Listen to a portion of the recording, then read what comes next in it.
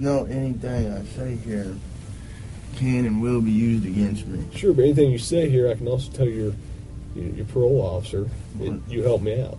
That doesn't mean dick. Sure it does. Meet Jeff, an unlikely hero in a world where the law can sometimes feel like an overpowering force. Jeff's story began almost a decade ago when a blurry interrogation video surfaced on YouTube. Jeff, a resident of Georgia, was facing a daunting accusation of armed robbery, a charge that carried a minimum 10-year sentence if found guilty. But Jeff wasn't a stranger to the legal system. Join us on a journey into Jeff's world, a world where the balance of power between the individual and the system is put to the test, and where his resilience shines through in the face of a system that seemed stacked against him. I've been through the system, buddy. I know how it works. I know you have. You're Jeff. not my friend.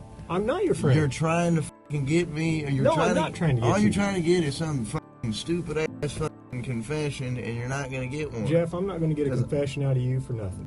Jeff found himself in the crosshairs of the law, not because evidence pointed to him, but due to a baffling twist of fate. No suspect was initially found near the scene of the armed robbery.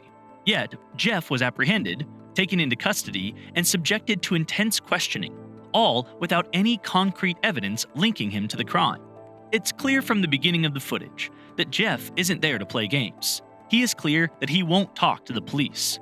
Am I under arrest? For now. I'm under arrest? The first words out of his mouth convey this. What am I under arrest for? Well, like I said, I need to read your rights first.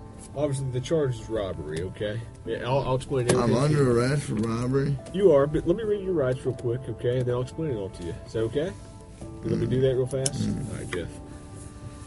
Can you read with me? Just read in your head, okay? Before we ask you any questions, you must understand what your rights are. You have the right to remain silent. Anything you say can will be used against you in the court of law.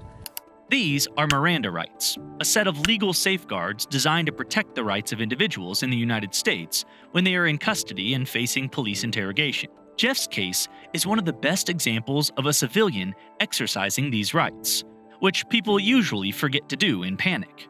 Watch Jeff's masterclass in exercising his right to remain silent as the cops are snide. Do you understand your rights? Do you understand your rights, Jeff? Yes or no? You understand? We're getting paid more than you are, so we can sit here for a long time, man. I just need you to answer me yes or no. Do you understand your rights? Let's get through that question. Do you understand what I read you? Did you comprehend what I read you? Jeff, I'm just here to talk to you and figure out what happened and move you on out of here, at least some of it. So do you understand the rights I read to you? Jeff knows the system and can spot fake attempts of building trust. If you got something that says you didn't do this robbery, this is your chance to talk to us. Okay, good cop. No, usually I'm the prick.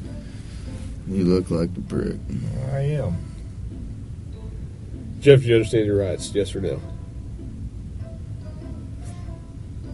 I'm not asking if you want to talk to me at this point. I just want to know, do you understand what I read to you?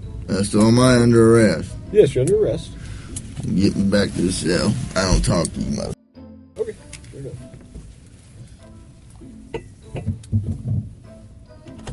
Change your mind? You want to talk to this? This is something rare. You wouldn't find a suspect walking out of an interrogation this casually, but Jeff seems to know the law. Ignoring his plea for peace and an attorney, the police repeatedly bring him back to the interrogation room for over 8 hours. This reveals how law enforcement pressures individuals for information, while also offering a masterclass by Jeff in self-preservation when facing serious accusations. You wanted a Coke? You gonna be able to pop it open, or you need me to? I need methadone. You need methadone? I don't have any. Do you have medication for it, or a prescription for it? Jeff is a heroin addict. He asks for methadone. Methadone is an opioid, like heroin. But it is also a prescription-based treatment. Taking methadone is much safer than taking heroin. Throughout the hours of interrogation, he has to battle withdrawal to keep a calm and collected state, which keeps him out of any trouble. What do you need methadone for?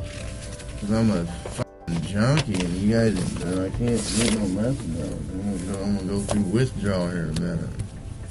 Where do you usually get your methadone from? I get heroin. How long you been using heroin? Long time, buddy. 10 years? 15 years? I hardly been alive that long. What are you trying to talk to me about here? Talk to you about what happened last night. Look, here's the deal. Either you're in a bad set of circumstances or you went and committed an armed robbery last night.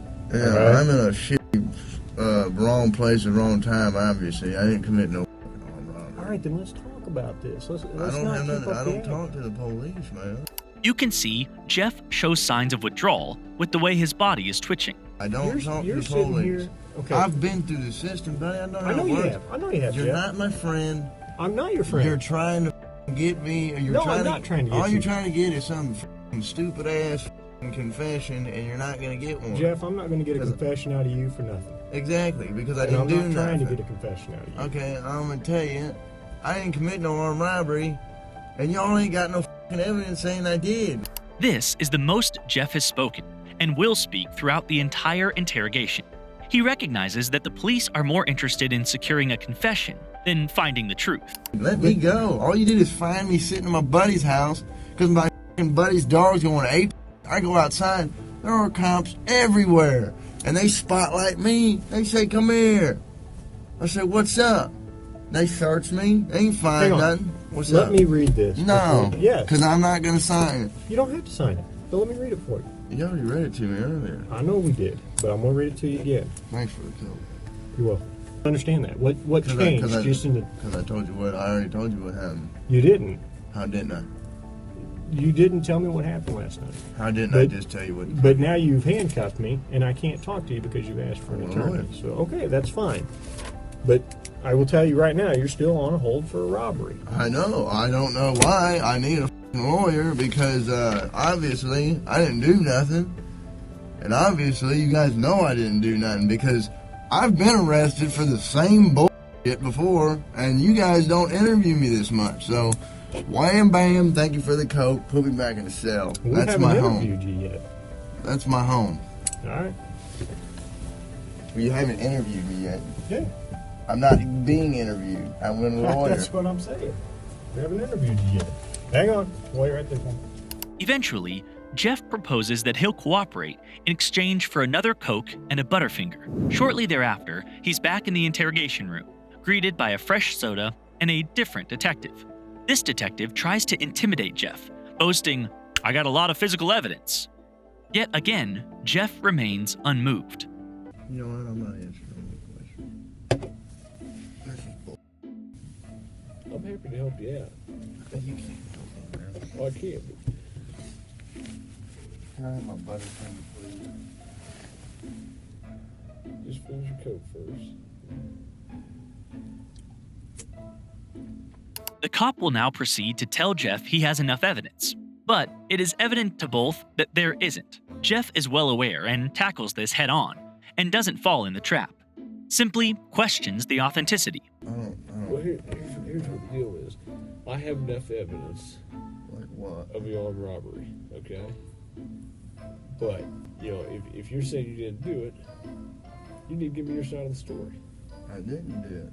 Okay, well, give me your side of the story. You got, convince me. Because I got a lot of evidence. I got a lot of physical evidence. Well, like what? Name the Well, I don't need to, why should I tell you that? I mean, you haven't been helpful to me at all. The cop's demeanor isn't necessarily a confident one. His replies differ from what someone would say if they actually had evidence. He just keeps insisting on this angle, how Jeff needs to cooperate and help for the cop to help him. Jeff is not intimidated by the cop's story of DNA evidence. I don't believe that you got any evidence. Because I didn't do it, so there's no. Well, here's it. I'll give you one piece of my evidence, okay? Yeah. One piece. The phone for 7-Eleven was taken by the suspect, whoever that was, okay? We got DNA off that phone. That's one piece of my evidence. I have a lot of other evidence, okay? Like what? There's only a couple pieces of evidence I'm missing. Name them. What's that? Name them. This is part of the read technique. It involves direct confrontation in which the interrogator presents evidence, real or fabricated, to the suspect, making it seem like they are unquestionably guilty. The goal is to create anxiety and fear, pushing the suspect to confess. Look at Jeff calmly standing his ground. Why do I need to do that? You haven't helped me out at all. You give me a little bit, I give you a little bit. We go back and forth. I give you one of my pieces of evidence, now give me a little something. All right? What time do you get over to Aaron's house? No, anything I say here can and will be used against me. This is one of the Miranda rights spoken verbatim here by Jeff. He knows his rights, and he knows what the cop says doesn't mean dick. The interrogator continues his futile attempts. Like I said, you give me a little, I'll give you a little.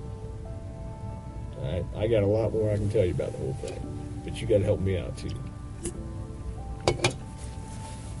It is quite unlikely that these words of reassurance by the interrogator are actually true. With his history in mind, Jeff understood that saying the wrong thing could lead to trouble.